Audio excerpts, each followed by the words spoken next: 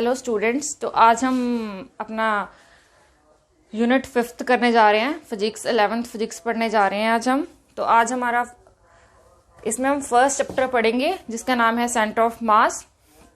तो centre of मास से मास क्या होता है और सेंटर ऑफ मास में हम अलग अलग बॉडीज के सेंटर ऑफ मास फाइंड करेंगे। तो उस मास फाइंड करने से पहले आपको पता होना चाहिए कि रोटेशनल मोशन क्या होता है, ठीक है, और सर्कुलर मोशन क्या होता है और लीनियर मोशन क्या होता है। तो आप अपनी लास्ट यूनिट्स में पढ़ चुके हैं, पिछले यूनिट्स में पढ़ चुके हैं कि लीनियर मोशन पढ़ा था हमने, यूनिट फर्स्ट में पढ़ा था लीनियर मोशन,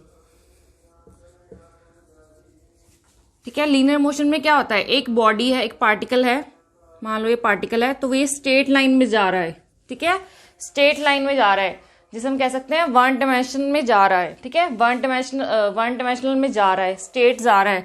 तो हम इसे कहेंगे कि ये पार्टिकल क्या है, लीनियर मोशन क्रिएट कर रहा है, ठीक है। क्या कर रहा है, लीनियर मोशन क्रिएट कर रहा है।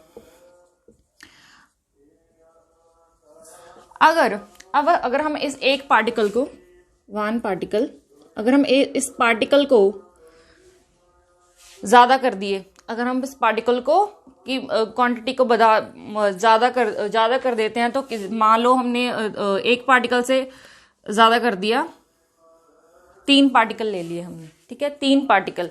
इसकी सिंपल सी डेफिनेशन है आपके पास, कार, ट्रक और भी जितने भी हम अपनी लिविंग उसमें देखते हैं, एनवायरनमेंट में देखते हैं,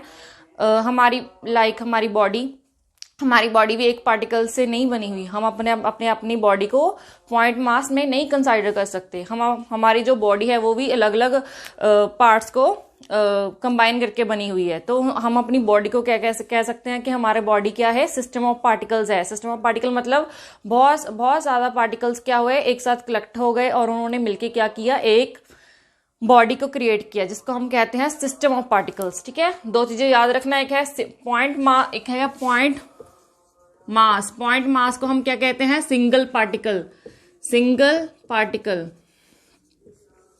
अगर हम इन पार्टिकल्स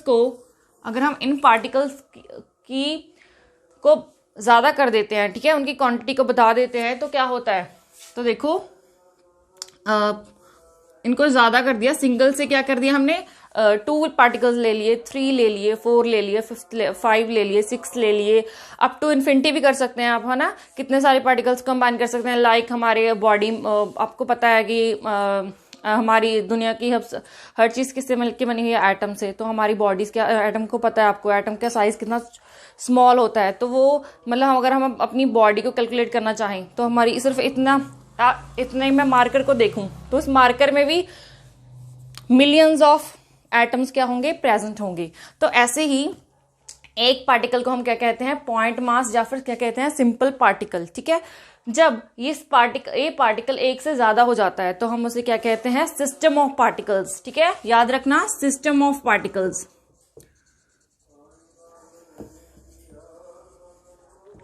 तो अब हम अपने टॉपिक पे वापस आते हैं, ठीक है। तो देखो याद रखना, single particle and system of particle, ठीक है। जब हम ये वर्ड यूज करेंगे पार्टिकल, तो मतलब होगा कि वो सिंगल पार्टिकल है। जब हम ये वर्ड यूज करेंगे कि सिस्टम ऑफ पार्टिकल, तो मतलब होगा कि एक से ज्यादा पार्टिकल हम यूज कर रहे हैं, ठीक है। तो अब देखो, पहले देखो, एक पार्टिकल लिया हमने, एक पार्टिकल स्ट्रेट लाइन में जा रहा था, तो वो क्या कर रहा है, तो हम वो स्ट्रेट लाइन में जा रहा है तो हम कहेंगे वो क्या एग्जीक्यूट कर रहा है, लीनियर मोशन। वो एग्जीक्यूट कर रहा है लीनियर मोशन, ठीक है। अब हमने क्या किया, हमने इस पार्टिकल को रिप्लेस कर दिया। हम इस पार्टिकल की जगह पे हम अब क्या यूज कर रहे हैं, अभी सिस्टम ऑफ पार्टिकल्स, ठीक है, सिस्टम ऑफ पार्टिकल यूज कर रहे हैं।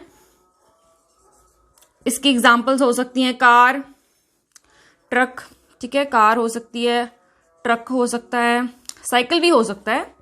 साइकिल भी सिस्टम ऑफ पार्टिकल में ही आता है। जब ये स्ट्रेट लाइन में जाता है, ठीक है, सड़क पे जा रहा है, रोड पे जा रहा है, तो जब ये जाता है तो हम इसे कहेंगे क्या ये लीनियर मोशन कर रहा है, लीनियर मोशन तो कर रहा है, पर जो इसका लीनियर मोशन है उसको हम लीनियर मोशन नहीं कहते, उसको हम कहते हैं ट्रांसलेशनल मोशन।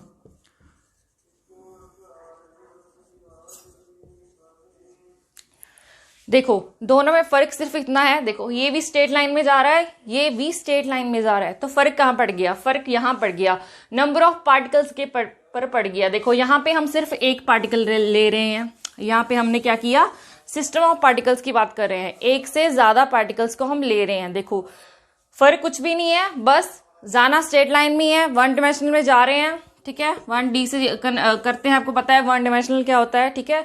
नहीं पता तो इसको हम वन डायमेंशनल कहते हैं, इसको हम टू डायमेंशन कह देंगे, इसको हम थ्री डायमेंशन कह देंगे, ठीक है। सिंपल स्ट्रेट लाइन में जा रहा है, तो देखो दोनों ही स्ट्रेट लाइन में जा रहे हैं, फर्क सिर्फ कितना पड़ गया, यहाँ पे सिर्फ एक पार्टिकल जा रहा था, यहाँ पे एक से ज्यादा पार्टिकल जा रहे हैं, ठीक है। तो बस फर्क सिर्फ इतना की है, और फर्क क्या है, मोशन को हम अलग अलग से नाम से डिनोट करते हैं, सिर्फ नेम चेंज किया है, मोशन सेम ही है। नंबर ऑफ पार्टिकल सिर्फ प्रेजेंट होने की वजह से उनका जो नेम है वो उसमें थोड़ा सा फर्क आ गया है, बस। उस तो बाद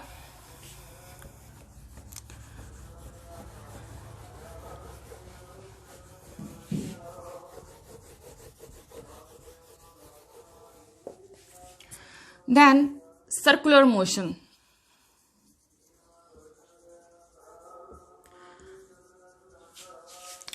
हमने एक पार्टिकल लिया, एक पार्टिकल, ठीक है, पॉइंट मास कह सकते हैं, या फिर एक पार्टिकल लिया, हमने इस पार्टिकल को यहाँ पर रखा, ठीक है, उसे थ्रेड के साथ अटैच किया, थ्रेड के साथ अटैच किया। तो इस मैं पार्टिकल थोड़ा बड़ा कर देती हूँ, ठीक है, ताकि आपको नजर आए। तो हमने इस पॉइंट से, मतलब इसको क्या थ्रेड के साथ हमने अटैच किया हुआ है। तो हम इसको क्या कर रहे हैं, अब जैसे हमने थ्रेड के साथ अटैच किया और हम इसे घुमा रहे हैं ऐसे करके, ठीक है, घुमा रहे हैं। तो देखो ये ऐसे घूम रहा है, ठीक है, ऐसे घूम रहा है, ऐसे घूमेगा। तो देखो इसके अराउंड घूमेगा, ठीक है, इसके अराउंड घूमेगा, यहाँ से सेंटर से पकड़ा हुआ है हमने, हैंड से, यहाँ पे हैंड से पकड़ा हुआ है हमें, और हम इसे घुमा रहे हैं, ठीक है। जब एक पार्टिकल को घुमा रहे हैं, सिर्फ एक पार्टिकल को घुमा रहे हैं, तो हम क्या करेंगे, वो क्या कर रहा है, सर्कुलर मोशन में है, तो वो हम क्या कहेंगे, सर्कुलर मोशन में है। अगर इस पार्टिकल की जगह पे हम एक बॉडी ले लें, body I mean system of particles ले लें, एक से ज्यादा पार्टिकल्स ले लें, अगर हम एक से ज्यादा पार्टिकल्स ले लें तो हम इसे कहेंगे, एक से ज्यादा पार्टिकल ले लिए, ठीक है, मान लो ये कार है, अगर हम कार से राउंड राउंड चक्कर लगा रहे हैं, ठीक है, राउंड राउंड घूम रहे हैं, तो हम कहेंगे ये क्या कर रहा है, रोटेशनल मोशन प्रोड्यूस कर रहा है, ठीक है। ये इसका जो सर्कुलर रोटेशनल मोशन, देखो फर्क कहाँ पड़ गया, देखो दोनों में फर्क क्या है, यहाँ पे सर्कुलर मोशन देखो चलना उसने राउंड राउंड ही है, ठीक है, जो मर्जी ले लो, उसने ऐसे ही चलना है, ठीक है। फर्क कहाँ पड़ गया, नंबर ऑफ पार्टिकल्स पे। इसमें सर्कुलर मोशन आप कब कहेंगे, जब कोई भी चीज सर्कल में ऐसे घूम रही है, तो हम उसे सर्कुलर मोशन में कब कहेंगे, जब वो सिंगल पार्टिकल है, तब उसे सर्कुलर मोशन में कहेंगे, एग्जीक्यूट कर रहा है वो सर्कुलर मोशन। अगर उस पार्टिकल की जगह पे अगर हम एक से ज्यादा पार्टिकल्स ले लें, ठीक है, जिसे हम सिस्टम ऑफ पार्टिकल्स भी कहते हैं, तो अगर वो सर्कल में ऐसे घूम रही है तो उसे हम कहेंगे कि वो क्या कर रही है, रोटेशनल मोशन प्रोड्यूस कर रही है, ठीक है। ये टर्म्स याद रखिए आप। लीनियर मोशन, ठीक है, देखो मैं आपको फिर से बताती हूं, देखो लीनियर मोशन,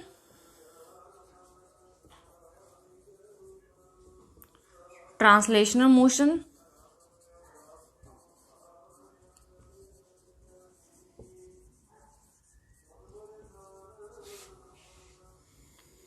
सर्कुलर मोशन,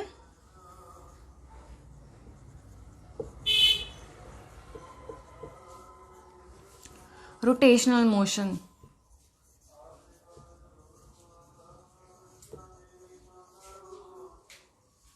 देखो इनमें मेन डिफरेंस क्या है, देखो ये दोनों ही हैं, तो देखो इनमें मेन डिफरेंस क्या है। इसमें लीनियर मोशन कब होगा, जब एक पार्टिकल होगा, जब क्या होगा, सिस्टम ऑफ पार्टिकल्स होंगे, देखो system of particles, one particle.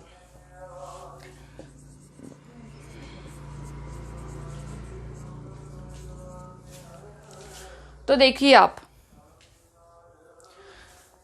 Linear motion और सर्कुलर मोशन, ठीक है, लीनियर मोशन आप डिनोट कर सकते हैं ऐसे, इसे सर्कुलर मोशन कहते हैं, ऐसे सर्कुलर। ये भी देखो अगर कोई भी पार्टिकल अगर वो स्ट्रेट लाइन में जा रहा है, तो हम उसे लीनियर मोशन कब कहेंगे, जब वो पार्टिकल सिंगल है, ठीक है, उसके साथ और कोई पार्टिकल अटैच नहीं है, ठीक है, जिसे हम पॉइंट मास भी कह सकते हैं, ठीक है। अगर सिंगल है तो हम कहेंगे वो लीनियर मोशन एग्जीक्यूट कर रहा है, the particle creates executes linear motion, ठीक है। अगर वो पार्टिकल एक से ज्यादा है, देखो एक से ज्यादा, ठीक है, लिख सकते हैं मोर देन वन, ठीक है। अगर एक से ज्यादा पार्टिकल, जिसे हम कहते हैं सिस्टम ऑफ पार्टिकल्स, ठीक है, अगर वो एक से ज्यादा है और वो स्ट्रेट लाइन में जा रहा है, ठीक है, तो हम कहेंगे वो क्या कर रहा है, ट्रांसलेशनल मोशन कर रहा है, ठीक है।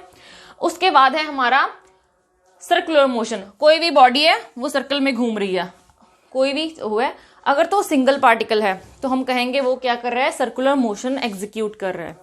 अगर वो एक पार्टिकल से ज्यादा है, ठीक है, उसकी जो क्वांटिटी है वो एक पार्टिकल से ज्यादा है, तो हम कहेंगे वो क्या कर रहा है, रोटेशनल मोशन प्रोड्यूस कर रहा है, ठीक है। वो क्या कर रहा है, रोटेशनल मोशन प्रोड्यूस कर रहा है। तो हमने ये सब डेफिनेशंस क्यों की है, ताकि हमें पता लग सके कि रोटेशनल मोशन किसे कहते हैं, ठीक है। तो हमने ये सब डेफिनेशन इसलिए की है क्योंकि आगे हमने हमारा चैप्टर है इस यूनिट में रोटेशनल मोशन, तो उसके लिए हमें चाहिए कि हमें रोटेशनल मोशन क्या पता हो, वो क्या होता है, ठीक है। वो सब इसलिए हमने ये सब डेफिनेशंस की हैं, ताकि आपको पता चल सके भी सर्कुलर मोशन और रोटेशनल मोशन में मेन अंतर क्या है, ठीक है, दोनों में क्या डिफरेंस है, दोनों में क्या क्या क्या प्रॉपर्टीज उनकी लगे हैं, ठीक है। रोटेशनल पे सर्कुलर मोशन होता सिर्फ एक ही है, सेम ही होता है, फर्क क्या है, फर्क सिर्फ उसके नंबर ऑफ पार्टिकल्स पे पड़ सकता है, ठीक है, नंबर ऑफ पार्टिकल्स पे पड़ता है भी। एक में हम सर्कुलर मोशन में हम सिर्फ एक पार्टिकल यूज करते हैं, रोटेशनल मोशन में हम सिस्टम ऑफ पार्टिकल्स यूज करते हैं। तो अब हम हर जगह पे सिस्टम ऑफ पार्टिकल्स तो वर्ड यूज नहीं कर सकते, काफी कॉम्प्लिकेटेड हो जाएगा। तो फिजिसिस्ट ने क्या किया, उसकी जगह पे हम जहां पर भी सिस्टम ऑफ पार्टिकल्स होगा, ये वर्ड होगा सिस्टम ऑफ पार्टिकल, मतलब more than one particle, no particles, ठीक है, more than one particle, more than one particle.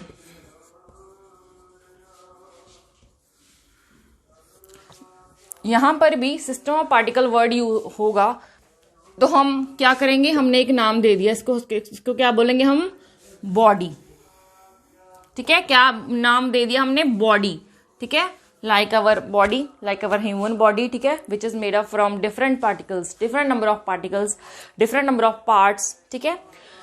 तो ऐसे ही बनी है, ठीक है। जहां पर भी बॉडी शब्द आएगा, ठीक है, अगर आपको कोई प्रॉब्लम, देखो जहां पर भी ये बॉडी शब्द आएगा तो इसका मतलब क्या है, वहां पे एक से ज्यादा पार्टिकल्स प्रेजेंट है, ठीक है। जहां पर भी बॉडी शब्द आएगा, क्योंकि हम देखते हैं हमारे रियल लाइफ में सब बॉडीज ही हैं, ठीक है। क्यों, क्योंकि कोई भी पॉइंट मास नहीं होता। पॉइंट मास क्या होता है, बहुत छोटा छोटा, आप एक पेज को ले लीजिए, उसको आप छोटे छोटे पार्ट्स में डिवाइड करिए और उसका एक पार्ट आएगा जिसको आप सब डिवाइड नहीं कर पाएंगे, तो वो क्या होगा, हमारा पॉइंट मास, ठीक है, जिसका साइज बहुत ज्यादा स्मॉल होता है, ठीक है। तो हमारी रियल लाइफ में तो ऐसा कोई भी नहीं है, हर चीज क्या है, हर वस्तु क्या है, अलग अलग पार्टिकल से मिलके बनी हुई है। तो हम क्या हम हमारी रियल लाइफ में क्या देखते हैं, डिफरेंट बॉडीज, ठीक है, डिफरेंट बॉडीज। आई होप आपको ये समझ आ गया होगा।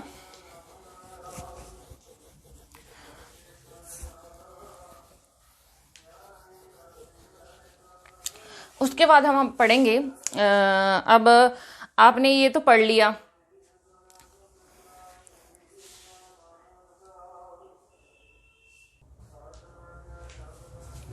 तो देखो हम पढ़ रहे हैं बॉडी, ठीक है। Body mean system of particles या फिर मोर देन वन पार्टिकल। तो बॉडी की कुछ प्रॉपर्टीज है, ठीक है। तो फर्स्ट प्रॉपर्टी क्या है, लाइक हमारा फोन हो गया, फोन क्या है, एक बॉडी है, ठीक है। तो देखो अगर हम इसको यहां से लेकर यहां तक जाते हैं, तो देखो क्या हुआ, इसका हर पार्ट एक साथ जाता है, ठीक है। हर पार्ट क्या हुआ, ऐसे नहीं हुआ हम इसको यहां से यहां लेके जा रहे हैं, आधा फोन हमारे हाथ में रह गया, आधा पीछे रह गया, आधा आगे आ गया है, नहीं, ऐसे नहीं होगा। ये हमेशा क्या होगा, इसके सभी पार्टिकल्स क्या होंगे, एक साथ चलेंगे, ठीक है। और इनकी वेलोसिटी भी क्या होगी, सेम होगी। वेलोसिटी सेम होगी तभी तो एक साथ चलेंगे। तो क्या होगा, ये हमेशा कभी आधा अधूरा नहीं जाएगा, ठीक है। एग्जाम्पल ये भी लिख सकते, देखो हम अब इस मार्कर को लेके आ रहे हैं, हम यहां से यहां लेके आए, तो क्या हुआ, ये एक साथ आई, ठीक है, एक साथ आई, इसमें कोई प्रॉब्लम नहीं हुई, ऐसे नहीं हुआ अब ये आधा पोर्शन यहाँ रह गया, आधा पोर्शन यहाँ आ गया, ठीक है, आधा मार्कर पीछे रह गया है, आधा आगे आ गया है, ऐसे नहीं हुआ। ये क्या हुआ, ये एक साथ ही आएगा, ठीक है। तो ये सब फर्स्ट प्रॉपर्टी थी बॉडी की, कि वो जो बॉडी है, हमारी बॉडी क्या होती है, वो एक साथ चलती है, उसके सारे पार्टिकल्स क्या होते हैं, एक साथ चलते हैं, और क्या होते हैं, उनकी वेलोसिटी क्या होती है, सेम होती है। हर पार्टिकल की वेलोसिटी क्या होती है, सेम, ठीक है, वेलोसिटी सेम होती है। लेकिन फिर उन्होंने क्या किया, देखो, तो हमने एक रबड़ बैंड लिया, तो देखो ये भी तो एक पार्टिकल है, ठीक है, sorry not particle, this is a body, ठीक है, ये भी तो एक बॉडी हुई। तो देखो जब हमने इस बॉडी को लिया, ठीक है, तो हमने बॉडी की क्या प्रॉपर्टी पढ़ी, भी वो जहां भी जाएगा वो एक साथ जाएगा, ठीक है। पर जब हम इसको देखते हैं तो देखो मैंने इसको खींचा, ये देखो, तो इसका आधा हिस्सा तो आगे आ गया और आधा हिस्सा पीछे रह गया, तो ये क्या हुआ, ये तो गलत हो गया ना। तो हमारी जो बॉडी की प्रॉपर्टीज थी वो क्या होगी, वो वायलेट हो गई, ठीक है, वो सेटिस्फाई नहीं हो रही है अभी, क्योंकि हमने कहा था भी अगर कोई भी बॉडी होगी तो वो ऐसी जाएगी, मतलब पूरी जाएगी, ठीक है, ऐसी नहीं होगा आधी यहाँ रहेगी आधी नहीं। पर यहाँ पे क्या हुआ, रबड़ बैंड में क्या हुआ, हमारी आधी हमारी बॉडी क्या होगी, आगे चलेगी, आधी पीछे रह गई, ठीक है, उसमें कोई फर्क नहीं पड़ा। तो फिजिसिस्ट ने एक हमें एक और टर्म आगे डिस्क्राइब की, जिसको हम कहते हैं रिजिड बॉडी, ठीक है, रिजिड बॉडी। तो हमारी बॉडी क्या होनी चाहिए, रिजिड, ठीक है। हमारी बॉडी, पहले हमने बॉडी लिखा था, तो अब हमें क्या लिखना पड़ा, रिजिड। रिजिड का मतलब क्या होता है, जो जिसमें इलास्टिक ना हो, जिसमें स्ट्रेच। हमारा रबड़ बैंड यहां से यहां चला गया, क्यों, क्योंकि इसमें क्या है, ये स्ट्रेचेबल है, ठीक है, इसमें ये क्या है, स्ट्रेच कर सकता है। तो हमने यूज करते हैं ये बॉडी, रिजिड बॉडी, ये टर्म यूज करते हैं। इसका क्या मतलब होता है, इसका मतलब होता है बी रिजिड बॉडी। देखो रिजिड बॉडी हम ये टर्म यूज क्यों करते हैं, इसका मतलब है भी हम ऐसी बॉडीज लेंगे, ठीक है, जो ऐसी नहीं होंगी, ठीक है। ये भी एक बॉडी है, पर ये बॉडीज की अलग टाइप है, ठीक है। इसमें हम नेक्स्ट यूनिट में डिस्कस करेंगे। पर क्या हम जहां पर भी रिजिड बॉडी लेंगे तो इसका मतलब होगा कि हम ऐसी बॉडीज ले रहे हैं। देखो ऐसी बॉडीज ले रहे हैं, ये एग्जाम्पल्स हैं। देखो ये क्या है, एक साथ जा रही हैं, इनको हम स्ट्रेच नहीं कर सकते, ठीक है। इनको हम एक जहां पर भी लेके जाएंगे क्या होगा, ये एक साथ ही जाएंगी, ठीक है। इनके उसमें कोई फर्क नहीं पड़ेगा, क्योंकि ये स्ट्रेच नहीं होती। उसके बाद है हमारा नेक्स्ट टॉपिक, नेक्स्ट चैप्टर जो हम पढ़ने वाले हैं आज, वो है सेंटर ऑफ मास, ठीक है। सेंटर ऑफ मास में हम पढ़ेंगे फर्स्ट डेफिनेशन, सेंटर ऑफ मास होता क्या है। एक पॉइंट देखो, सेंटर ऑफ मास है क्या, हमने एक ये लो, ये हमने ले लिया, ठीक है। ये हमारा क्या है, देखो ये वैसी एनवेलप है रबड़ का। देखो मैंने क्या किया, इसको ऐसे रखा, देखो इसको ऐसे पकड़ लिया, और मैंने इसको क्या किया, देखो एक पॉइंट पे क्या कर दिया, बैलेंस कर दिया। एक पॉइंट पे मैंने फोर्स लगाई, देखो इसको ऐसे भी लगा सकती हूँ, देखो ऐसे भी पकड़ सकती हूँ, बैलेंस कर सकती हूँ। पर मैंने क्या किया, देखो ऐसे करके एक पॉइंट पे इसको क्या कर लिया, ऐसे कर लिया, ऐसे देखो ऐसे बैलेंस कर लिया। जिस पॉइंट पे मैंने उसको बैलेंस किया, जिस पॉइंट पे ये बैलेंस हुआ है, अब इसको क्या कहते हैं हम, सेंटर ऑफ मास, ठीक है। याद रखना इस पॉइंट को क्या कहते हैं, सेंटर ऑफ मास। तो देखो इसको आप प्रैक्टिकली समझने की कोशिश कीजिए। देखो ये बॉडी है, तो इसमें क्या होंगे, डिफरेंट पार्टिकल्स, यहाँ पे पार्टिकल्स होंगे, देखो यहाँ पे पार्टिकल्स, ये सब पार्टिकल्स को बॉडी पार्टिकल्स से तो मिलके बनती है। तो देखो यहाँ पे डिफरेंट पार्टिकल्स प्रेजेंट है, ठीक है। तो हमने क्या किया, देखो अगर देखो सेंटर ऑफ मास और दूसरे पॉइंट्स में क्या फर्क है। देखो ये अगर हम इस बॉडी को बैलेंस करना चाहते हैं तो क्या करना पड़ेगा हमें, इसके देखो ये ऐसे रखा तो ये बैलेंस है, तो नीचे नहीं गिर रही। तो यहाँ पे हम क्या कर रहे हैं, यहाँ पे हम इसके हर पार्टिकल पे फोर्स लगा रहे हैं, ठीक है। आपको पढ़ा होगा आपने फोर्स क्या होता है, ठीक है। एनी पुल या फिर हम किसी भी चीज को उठाते हैं तो उसको हम फोर्स कहते हैं, ठीक है। तो यहाँ पे देखो हम इसके हर पोर्शन पे फोर्स लगा रहे हैं। तो हमने क्या किया, देखो तो हमने देखा, तो जब पहले बैलेंस थी तो क्या कर रहे थे, हम इसके हर पार्टिकल पे फोर्स लगा रहे थे। लेकिन हमने क्या किया, इस हाथ को हटाया, हाथ को हटा के क्या किया, हमें इसको ऐसे बैलेंस कर दिया। तो हमने देखा भी एक ऐसा पॉइंट है जहां पे फोर्स लगाने से जो बाकी पार्टिकल्स हैं वो भी बैलेंस हो रहे हैं, उनको भी फोर्स लग रही है, क्योंकि वो फोर्स की वजह से ही तो बैलेंस हो रहे हैं। तो इस पॉइंट को हम क्या कहते हैं, सेंटर ऑफ मास है। वो सेंटर ऑफ मास एक ऐसा पॉइंट होता है जहां पर क्या होता है, उसका whole mass of the body is concentrated. तो डेफिनेशन लिख सकते हैं आप, centre of mass of a body is described, it is a point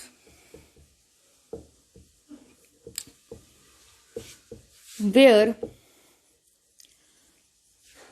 whole mass of the body is concentrated।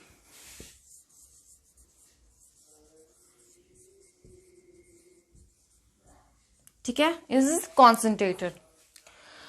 उस तो बाद है ਤੁਹਾਡਾ ਮੇਨ ਕੰਮ ਅਲੱਗ-ਅਲੱਗ bodies the centre of mass the point ਕੱਢਣਾ। ਠੀਕ ਹੈ, ਉਸ ਤੋਂ ਪਹਿਲਾਂ ਆਪਾਂ ਨੂੰ ਪਤਾ ਹੋਣਾ ਚਾਹੀਦਾ ਵੀ ਦੋ ਤਰ੍ਹਾਂ ਦੀਆਂ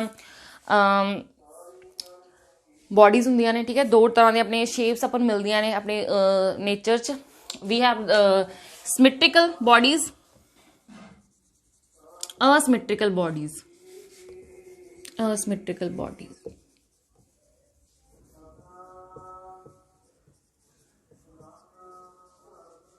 ठीक है, देखो सिमेट्रिकल बॉडीज क्या होती हैं। Symmetrical bodies like this is symmetrical. ठीक है, अगर हम इसको ऐसे दो पार्ट्स में डिवाइड कर दें तो इसका लेफ्ट हैंड साइड तो राइट हैंड साइड क्या होगा, इक्वल होगा। ठीक है, कोई भी स्क्वायर हो सकता है, सर्कल हो सकता है। ठीक है, ये क्या है, हमारी सिमेट्रिकल बॉडीज हैं। ठीक है, जरूरी नहीं वे हमेशा सर्कल और रेक्टेंगल के शेप में होंगी, वे ऐसे भी हो सकती हैं। देखो ये कुछ ऐसे भी हो सकती हैं, डायमंड की शेप में भी हो सकती हैं। देखो ठीक है, देखो अगर इसको दो पार्ट्स में डिवाइड करें तो इक्वल आ रहा है ना, तो देखो ये वाली साइड इस साइड की इक्वल है। तो ऐसी बॉडीज को हम कहते हैं सिमेट्रिकल बॉडीज। ठीक है, और उसके बाद है असिमेट्रिकल बॉडीज। असिमेट्रिकल बॉडीज देखो ऐसे हो गई। अब हम इसको टू पार्ट्स में डिवाइड नहीं कर सकते। ठीक है, कर सकते हैं, एक मिनट रुको, ऐसे कर लो। ठीक है, ये देखो ये असिमेट्रिकल बॉडी है। अगर इसको ऐसे करना जाएंगे तो नहीं होगा। देखो इस साइड कम है, साइड ज्यादा कर्व्स हैं, यहाँ पे कम कर्व्स हैं, यहाँ पे ज्यादा एरिया है, यहाँ पे कम एरिया है। तो ऐसी बॉडीज जिनको हम टू इक्वल पार्ट्स में इजीली डिवाइड ना कर पाए उसको हम क्या कहते हैं, असिमेट्रिकल बॉडीज। तो आज हम इसके बाद हम डिस्कस करेंगे डिफरेंट बॉडीज के सेंटर ऑफ मास पॉइंट को सर्च करेंगे। ठीक है, तो हम फर्स्ट करेंगे सिमेट्रिकल बॉडीज। ठीक है, सिमेट्रिकल बॉडीज में क्या होता है, देखो सिमेट्रिकल बॉडीज में जो भी सिमेट्रिकल बॉडीज होती हैं तो उनका सेंटर ऑफ मास वो पॉइंट होता है जहां पर उस जो सिमेट्रिकल बॉडी है उसका सेंटर हो, उसी को हम सेंटर ऑफ मास का पॉइंट बोल देते हैं। तो देखो जैसे ये हमारा सर्कल है। ठीक है, तो इसका सेंटर ये रहा।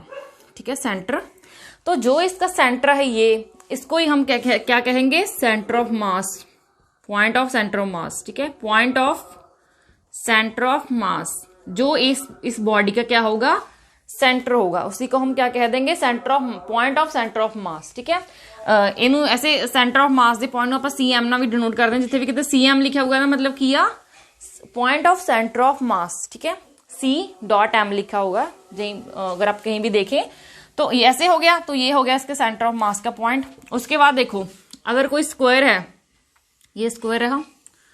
ठीक है, it's not square, its diagonal, it's rectangle. ठीक है, रेक्टेंगल में क्या करते हैं हम, इसके डायगोनल्स लेते हैं, डायगोनल्स को मिलाए तो जो डायगोनल का सेंटर होगा, देखो ये पॉइंट क्या होगा, हमारा सेंटर ऑफ मास का पॉइंट होगा। ये पॉइंट क्या होगा, हमारा सेंटर ऑफ मास का पॉइंट होगा। उसके बाद हम स्क्वायर की बात करते हैं। स्क्वायर भी दो, देखो ये इसके डायगोनल्स, ये पॉइंट देखो यहाँ पे ये मिल रहे हैं, इस पॉइंट को क्या कहेंगे हम, सेंटर ऑफ मास का पॉइंट। अगर हम इस पॉइंट पे इनके इस पॉइंट पे फोर्स लगाएंगे तो क्या होगा, ये जो हमारी शेप क्या है, बॉडी क्या होगी, ये बैलेंस हो जाएगी। ठीक है, क्यों, क्योंकि इस पॉइंट पे क्या है, इसके बॉडी का होल मास क्या है, कॉन्सेंट्रेटेड है। अगर हम यहाँ पे फोर्स लगाएं तो वो फोर्स क्या होगी, हर पार्टिकल्स में इक्वली डिवाइड होगी। तो और वो फोर्स क्या करेगी, इस बॉडी को उस पॉइंट पे बैलेंस कर देगी। ठीक है, तो उसके बाद है हमारा हो गया, अगर हम एक रॉड लेते हैं। ठीक है, रॉड ले ली हमने। ठीक है, अगर हम इसको दो पार्ट्स में डिवाइड कर सकते हैं, ये भी सिमेट्रिकल बॉडी है, सिमेट्रिकल क्योंकि दो इक्वल पार्ट्स में डिवाइड कर देते हैं। तो अभी इसका सेंटर ले लिया, ये देखो ये इसका सेंटर है, ठीक है। तो अगर ये सेंटर है तो ये क्या होगा, सेंटर ऑफ मास का पॉइंट होगा। कोई भी ऐसे भी ले सकते हैं आप लोग रॉड। तो ये पॉइंट क्या है हमारा, सेंटर ऑफ मास का पॉइंट होगा। ये पॉइंट ये है हमारी कुछ अलग अलग शेप्स के सेंटर ऑफ मास के पॉइंट। उसके बाद हम बात कर रहे हैं असिमेट्रिकल बॉडीज की। तो देखो असिमेट्रिकल बॉडीज का सेंटर ऑफ मास फाइंड करना इजी नहीं होता है। तो हमारे फिजिसिस्ट ने क्या किया, उन्होंने एक असिमेट्रिकल बॉडी ली। देखो हमने ये बॉडी ले ली, ये असिमेट्रिकल बॉडी है, ठीक है। तो उन्होंने क्या किया, ये बॉडी ले ली, उसको यहां से हुक के साथ अटैच करके हैंग कर दिया, हुक के साथ अटैच करके हैंग कर दिया। और जब उन्होंने हैंग किया इसको, तो हैंग करने के बाद क्या हुआ, देखो मान लो आपने मैंने ये हैंग की है, वैसे सिमेट्रिकल है, तो देखो इसको मैंने ऐसे हैंग कर दिया। आप देखो ये ऐसे खड़ी हो जाएगी, ऐसे खड़ी हो जाएगी। देखो ऐसे एक पॉइंट पे बैलेंस हो जाएगी। जिस पॉइंट पे बैलेंस होगी उन्होंने ऐसे ना ऐसे एक लाइन खींच ली। देखो ऐसे हम खींचते हैं, देखो ऐसे हमने एक लाइन खींच ली, ठीक है। एक पॉइंट पे हैंग किया और एक लाइन ड्रॉ कर ली जहां पे वो बैलेंस हो रही थी, ठीक है। ऐसे आप तो पता है भी जो भी हम किसी भी बॉडी को ऐसे हैंग करते हैं तो वो एक पॉइंट पे आके क्या होती है, बैलेंस हो जाती है, इक्विलिब्रियम में आ जाती है। तो वैसे ही आ जाएगी तो हम क्या करेंगे, इसको ऐसे एक लाइन ड्रॉ कर लेंगे, ठीक है। तो उसके बाद क्या किया उन्होंने, ये पॉइंट को, इस पॉइंट को, फिर उन्होंने इस पॉइंट पे हुक लगाई, इस पॉइंट पे हुक लगाई, इस पॉइंट पे हुक लगा के उन्होंने बैलेंस किया। जब उन्होंने बैलेंस किया तो देखो ये कुछ ऐसी बनेगी, थोड़ी रेगुलर है तो सेम शेप बना तो पॉसिबल नहीं है। देखो ऐसे, तो देखो पहले एक लाइन वैसी बनी हुई थी, ठीक है, जो हमने ये वाली बनाई है ऑलरेडी बनी हुई है। तो उसके बाद जब ऐसे हैंग किया तो फिर ये ऐसे बैलेंस होगी। जब वो बैलेंस होगी तो हमने एक फिर लाइन ड्रॉ कर दी, ठीक है। जो लाइन ड्रॉ की और ये देखो ये एक पॉइंट आ गया हमारे पास, ये इस बॉडी का क्या होगा, सेंटर ऑफ मास। वैसे तो वैसे आप लोगों के सिलेबस में सिमेट्रिकल बॉडीज हैं, सिमेट्रिकल की सिर्फ एक ही एग्जांपल है जो मैंने आपको करवा दी है। वैसे आपके सिलेबस में सिर्फ symmetrical bodies, different symmetrical bodies के बारे में है। उसके बाद ये रही हमारी theoretical explanation for all topics, ठीक है। तो अब हम इसके बाद हम डिस्कस करेंगे सेंटर ऑफ मास, उसकी डेरिवेशंस, उसके एक्सप्रेशंस। तो हम किसी भी दो बॉडी, जब हम एक बॉडी ले रहे हैं तो वो तो उसका सेंटर, उसका क्या होगा, किसी भी बॉडी का सेंटर क्या कर रहा है, सिमेट्रिकल बॉडी का सेंटर ऑफ मास का पॉइंट ले रहा है। पर हम फिर आगे जाके फाइंड करेंगे कि अगर हम दो बॉडीज लेते हैं तो उनका सेंटर ऑफ मास का पॉइंट कहाँ है, ठीक है। ऐसे हम अलग अलग टॉपिक्स आगे डिस्कस करेंगे।